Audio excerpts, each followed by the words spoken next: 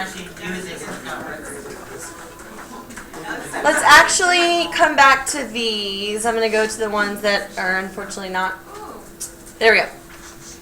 That's the first one I want you to do. They're not as pretty, but they're more important for the test, so let's go with that. An equilateral triangle has a perimeter of 12 root 3 inches. What is the area of the triangle? So we've got an equilateral triangle. Kylie, how long is each side?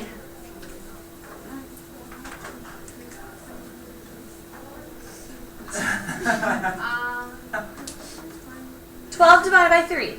Kylie. 4. Okay, so each side is 4 root 3. Oh. If you take the perimeter and you divide it by 3, okay? We need a height.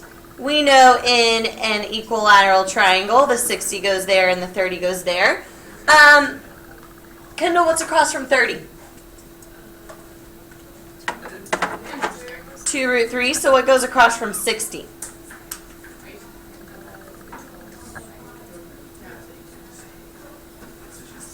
Very good, 6. It's 2 root 3 root 3, which is? 2 root 9, which is? 6. 2 times 3, very good. Okay, so now we've got all the pieces we need. Base sums height divided by 2. Be careful. The base is 4 root 3. That's the whole base of the whole triangle. The height is 6. And divide by 2. I got it wrong, so I put 4 instead of 4 root 3. Ooh, it happens. All right, so the final answer was? The perimeter was the same as the area. Whoa! All right, next problem. Find the area of a 45, 45, 90 triangle with a hypotenuse of 40. Drew, if we know that the hypotenuse is 40, how long are the legs? What? 20 root 2. Perfect. So most of you got that far. The legs are 20 root 2. And then we simply do our formula. Base times height divided by 2. Which side are we not going to use? 40. We are done with 40. All done using it. That's not the base or the height. Base times height. Well, they're the same thing. Divided by 2. One thing that I noticed, good. What is square root 2 times square root 2? It's 2. So it's going to cancel with the 2 down here. If you didn't realize that, it's not a big deal, but it does make life easier. What's 20 times 20? 400 square feet. Forgot to put units on my last Wait, one. how does it cancel out with the 2? Well, let's not do it that way, just in case. 20 times 20 is 400. What's square root 2 times square root 2? Square root 4, which is 2. And then over 2. All right. Next problem. Find the area of a regular pentagon. Uh-oh, we did that in the warm-up. With side length 8. I didn't like how to write like 5.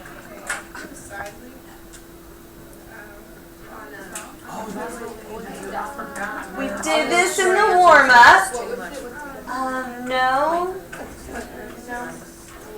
What's the missing angle up here that we already found in the warm-up? We already did that work. 36. That's X right there. Good job.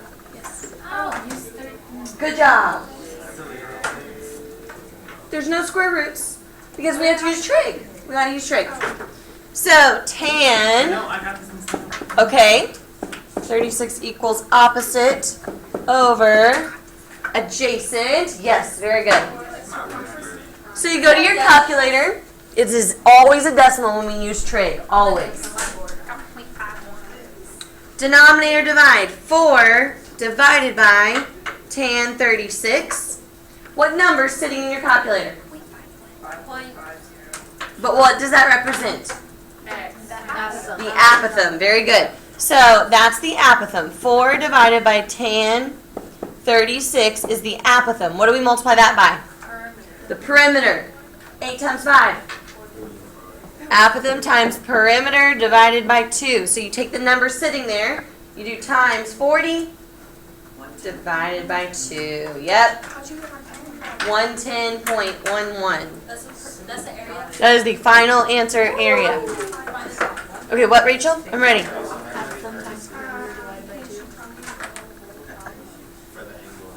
I got 10. Let me see what you put in your pocket. Oh, you're not in degree mode. I'm not. Oh.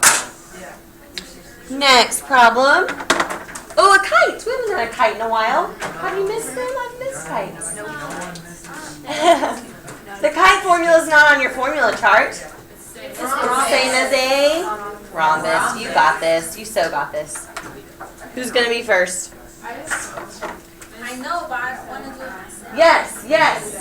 It's the same as 45, 45, 90. What do we know about our picture? The first smaller diagonal is 15. 15, 15, 15 root 2.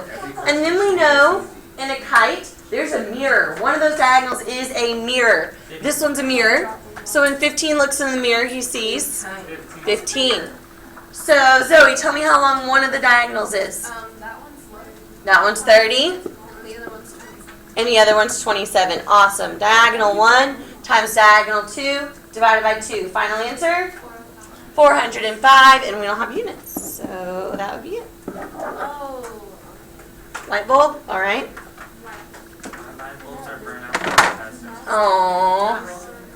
A square is circumscribed about a circle with a radius of 28. Find the area of the square. Normally we get kind of nervous on these problems, but this is a square. It's not a hexagon, so it's not as scary. Huh? Square outside circle. Yes. Are we gonna have to draw tomorrow? Like. It will not be drawn for you. But your picture's not worth any points. It's not like we're going to check your picture. I Yeah, but know. if you don't get the picture right, you don't get the Absolutely right. You're very right. Sean wins! What's the answer? A square outside a circle. So I would start by drawing a square. And then I know my circle's going to intersect it 4 times. And you can connect the dots. And y'all's were prettier than mine was. Alright. The circle has a radius of 28. The circle has a radius of 28.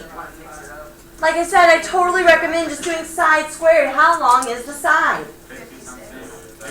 56. So you take 56, you square it, and the problem's over. 3,136 feet squared. So be smart about which formula you choose when you know that the shape could use a couple of different choices of formulas. Be smart. If you did like the add the 7 times perimeter thing, would you still get the same answer? Absolutely. It would just take you longer. Well, except for Sean because he was first. Of course you are. A square with a side length 10 is inscribed in a circle. Find the area of the circle. Oh, I know why. Square inside circle. Draw yourself a circle, and mine looks more like a rectangle. Oh. Okay, anyways. The side of the square is 10. Like we talked about, all you need is a radius. You need a radius. You can't do anything without a radius. Yep. No. There's a couple ways to get this, but what I recommend is doing this. Going all the way across. This would be a 45, 45, 90 triangle. So it would be 10, 10, 10 root 2. If the diameter is 10 root 2, what's the radius? 5 root 2. So we've got a radius of 5 root 2, and we know that the area is pi r squared. What's 5 squared? 25. What's square root of 2 squared? 2. 25 times 2. Final answer is 50 pi. No units.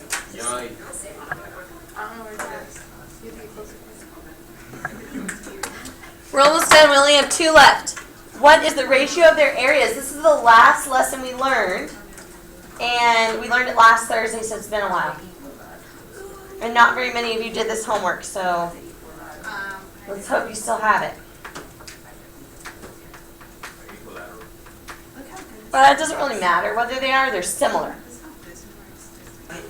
So in this problem, you've got two choices. You can reduce and then square it, or you can square it and then reduce. What do you want to do first? A lot of you reduce. That's fine.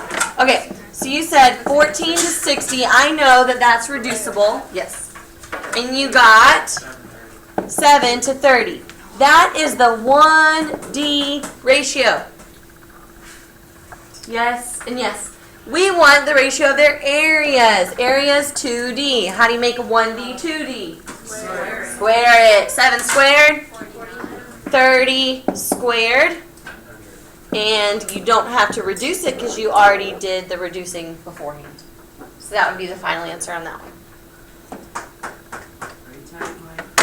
Area of the hexagon with radius 20 root 3. Last problem of the day. Perfect, because I have one equal one.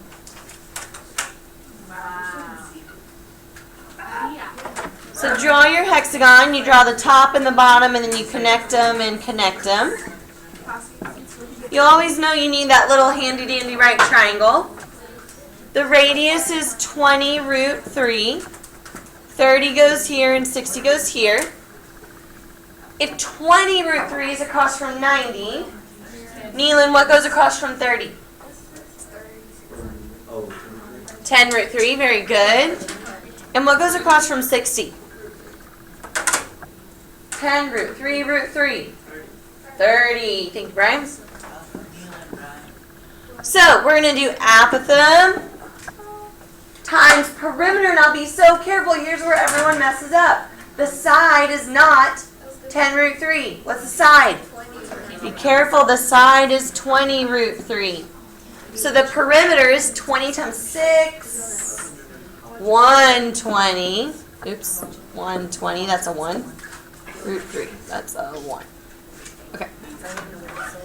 Apothem times perimeter divided by 2. You do not put root 3 in your calculator. Stop doing that if you're still doing that. 30 times 120 divided by 2. 1,800 root 3. Final answer. You okay? Don't have units. You're right.